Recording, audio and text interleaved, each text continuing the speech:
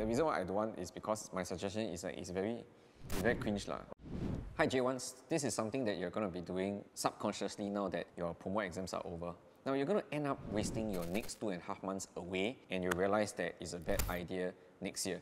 So next year, when you go on to JC2, from January to May, you're going to have a very busy and yet critical period. Now, why I say critical period? Now you have about half the curriculum left for your entire JC curriculum across all subjects, and you're going to complete it from January to May next year. At the same time, this is also CCA peak season where you're going for competitions, you're going for SYF, and these are things that you can't run away from. So you're going to be extremely busy. So if you're going to be extremely busy, how are you going to concurrently learn new material and ensure that your foundational material that you learn in JC1, they are all sound?